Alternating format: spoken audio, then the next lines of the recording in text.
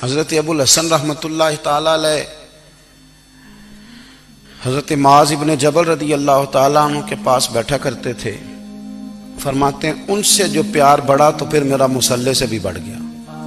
تابعی ہیں. فرماتے ہیں صحابی رسول سے محبت ہوئی تو ذکر سے بھی ہو گئی, پھر درود شریف سے بھی ہو گئی. محبت ان سے بڑھی تو پھر اللہ نے مسجد کا پیار بھی بڑھا دیا. آپ فرماتے ہیں کہ میری ہر وقت طبیعت چاہتی تھی کہ بس اللہ اللہ کروں, بس اللہ اللہ کروں, بس نہ میں ذرا تھوڑی جان چھڑاؤں لوگوں سے, کو 10 منٹ ملے تو میں کو 4 نفل پڑھ لوں, میں تھوڑا سا نہ بچوں لوگوں سے اور مجھے تسبیح ملے تو میں نہ کو 400-500 دفعہ استغفار پڑھوں, سبحان اللہ الحمدللہ اللہ اکبر لا حول ولا قوت الا باللہ, میں نہ تسبیحات پڑھوں. فرماتے ہیں کہ بچے تھے گھر میں 6-7, غربت تھی, کام ملتا کوئی نہیں تھا,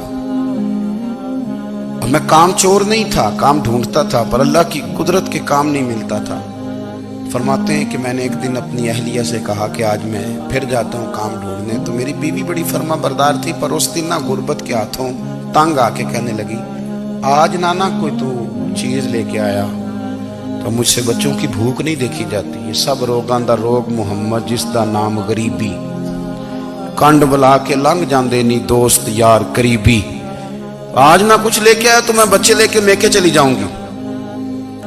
شیخ فرماتے ہیں کہ میں بڑا پریشان گھر سے نکلا, پر میں نے صبح سے لے کے زور تک کام ڈھونڈا, کام ملا کوئی نہیں. تو میرے دل میں خیال آیا چلو کام نہیں ملتا تو اللہ اللہ تو کرے نا, چلو بندوں کی مزدوری نہیں ملتی تو رب کریم کی عبادت ہی کرتے ہیں. فرماتے ہیں کہ میں نے نا فرات کے پانی سے وضو کیا, نہر کے, شدید دھوپ تھی, ساتھ ریت تھی اور ریت تپ رہی تھی. میں نے اپنا رومال وہیں مصلی کے طور پر بچھا لیا, اور فرماتے ہیں کہ زور سے لے کر عصر تک نماز پڑھی, دھوپ بھی پورے زور پہ, پر میرے سجدے کا ذوق بھی پورے زور پہ. فرماتے ہیں سورج بھی چمک رہا ہے اور رب کی عبادت کا ذوق بھی پورے زور پہ. میں سجدہ کروں تو پھر میرا اٹھانے کو جی نہ چاہے. میرے استاد لکھا کرتے تھے, یہ ان کا شعر ہے, وہ کہا کرتے تھے مجھے سوز دے, مجھے ساز دے, اور مجھے نیم شب کا نیاز دے, دم سجدہ خود کو میں توڑ دوں, مجھے ایسا ذوق نماز دے. اور میں تیری بہار کا پھول ہوں, میں کھلا بھی ہوں تو تیرے لیے, مجھے میری شاخ سے توڑ لے, مجھے اپنی زلف کا ناز دے. بھائی فرماتے ہیں کہ عصر تک میں نے نفل پڑھے, دل ڈھلنے لگا, عصر کی نماز پڑھی اور میں وہاں سے چلا. اب میں جب نکلنے لگا تو دل میں خیال آیا کہ چھوٹی چھوٹی دیواریں ہیں گھر کی, بغیر کچھ لیے جاؤں گا تو بیوی دور سے دیکھے گی تو شور کرے گی کہ پھر خالی ہاتھ آ گیا ہے. کہتے میں نے اپنی اسی رومال میں جس میں میں نے نماز پڑھی تھی نا, رومال میں کی آخی دے پنجابی جسافہ کہتے ہیں, اسی میں نا میں نے کچھ ریت بھر لی کہ وہ دور سے دیکھے گی تو سمجھے گی کچھ لے کے آیا ہے, چلو جا کے اسے بتا دوں گا کہ آج پھر مزدوری نہیں ملی. کہتے ہیں وہ ریت لے کر جب میں گھر میں گیا تو پہلے بیوی دروازے پہ کھڑی ہوتی تھی, پوچھتی تھی خالی ہاتھ آ گئے ہو, آج میں نے دیکھا تو ہے ہی کوئی نہیں.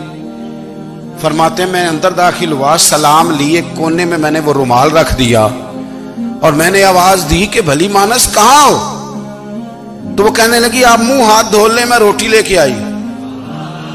میں نے کہا روٹی کہاں سے آ گئی, یہاں تو کئی دنوں کے فاقے, تو کئی دنوں کی غربت ہے, یہاں تو اس گھر میں تو فقیری ہے. فرماتے ہیں کہ وہ روٹی لے کے آئی اور اس وقت کی جو موجودہ نعمتیں تھیں, سمجھنے سلاد اچار ہر چیز ساتھ لائی. میں نے کہا کہ بچے کہاں گئے, کہنے لگی وہ کھانا کھا کے کھیلنے گئے, آپ کھانا کھا لیں آ جاتے. کھانا اس نے چن دیا.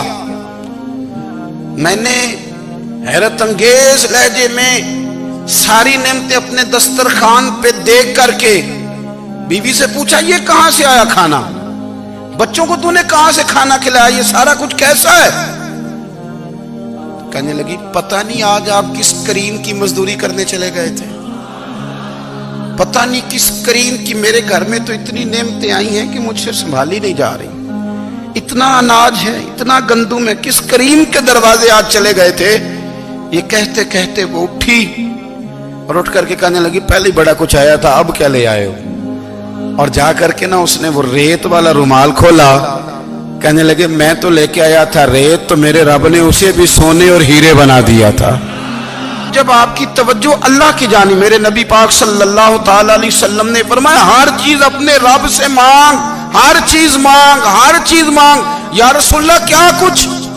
میرے محبوب نے فرمایا تیرے گھر میں نمک بھی ختم ہو جائے تو وہ بھی اپنے رب سے مانگا کر، تو مانگنا وہ تجھے دے گا، تو اس کی بارگاہ میں کشکول طلب دراز تو کرنا۔ اور ترمذی شریف میں عجیب لفظ ہے، رسول کائنات نے فرمایا، رب کریم فرماتا ہے جب میرا بندہ ہاتھ اٹھاتا ہے نا تو مجھے حیا آتی ہے کہ میں خالی کیسے لوٹا دوں اس کے۔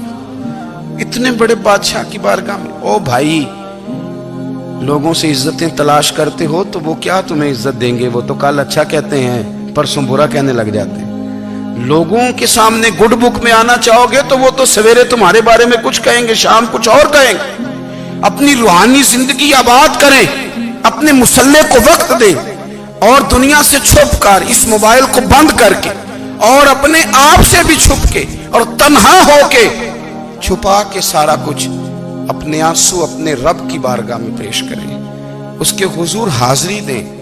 سنو نا ترمذی کی حدیث اور اسے یاد رکھنا، نبی پاک علیہ السلام نے فرمایا اپنے دکھ لوگوں کے سامنے نہ بیان کرنا، سیٹھوں نوابوں کو نہ بتاتے پھرنا، دنیا داروں کے سامنے جا کے نہ رونا کہ میں تکلیف میں ہوں۔ فرمایا اگر دنیا داروں کو دکھ بتاؤ گے رب تمہیں کبھی غنی نہیں کرے گا، اور لوگ ہیں کہ الٹا مذاق اڑائیں گے۔ آپ کی جس سے بڑی پکی یاری ہے نا، پکی، وہ تب تک پکی ہے جب تک آپ نے 50,000 مانگا نہیں، اور جس وقت آپ نے کہہ دیا کہ میں مجبور ہوں میری مدد کر تو پھر ختم ہو گئی دوستی۔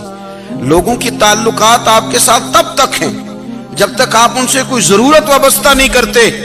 کریم محبوب فرمانے لگے بندوں کے سامنے دکھ نہ بیان کرنا، اللہ تجھے کبھی غنی نہیں کرے گا۔